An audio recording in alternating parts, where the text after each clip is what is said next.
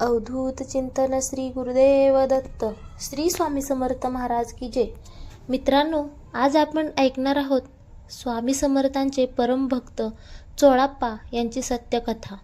अक्कलकोटमध्ये गरीब ब्राह्मण राहत होता. त्याचे नाव होते चोळाप्पा. तो खूप गरीब होता, पण स्वभावाने अत्यंत भक्तिमान होता. एक दिवस गावात बातमी पसरली की एक महान संत अक्कलकोटला आले आहेत. ते म्हणजे श्री स्वामी समर्थ महाराज. लोक त्यांच्या दर्शनासाठी मोठ्या संख्येने जाऊ लागले.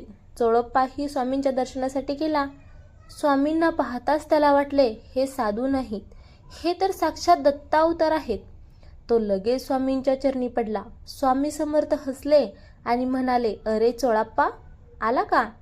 चोळाप्पा आश्चर्यचकित झाला, कारण स्वामींना त्याचे नाव कसे माहीत. त्या दिवसापासून चोळाप्पा स्वामींची सेवा करू लागला. स्वामी अनेकदा त्याच्या घरी येत. चोळाप्पाचे घर खूप छोटे होते. घरात अन्नही कमी असे, पण तरीही तो म्हणायचा, स्वामी आले म्हणजे माझे भाग्य. एक दिवस घरात फक्त थोडेसे भात आणि भाजी होती.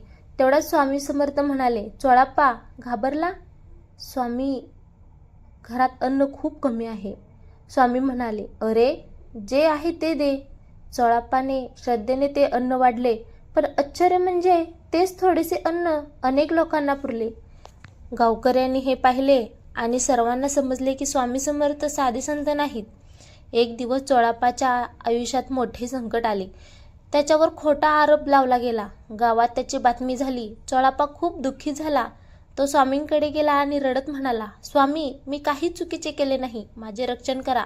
स्वामी समर्थ शांतपणे म्हणाले, सत्याला काही होत नाही. काही दिवसांनी खरा गुन्हेगार सापडला. सगळ्या गावाने चोळाप्पाची माफी मागितली. त्या दिवसानंतर लोकांचा स्वामी समर्थांवर विश्वास अजून वाढला.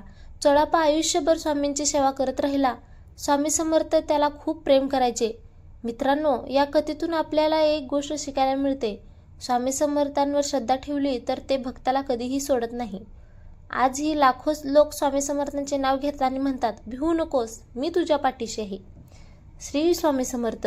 व्हिडिओ आवडला असेल तर लाईक करा, सबस्क्राईब करा, कमेंटमध्ये श्री स्वामी समर्थ लिहायला विसरू नका. परत भेटूया अशाच एका नवीन व्हिडिओ.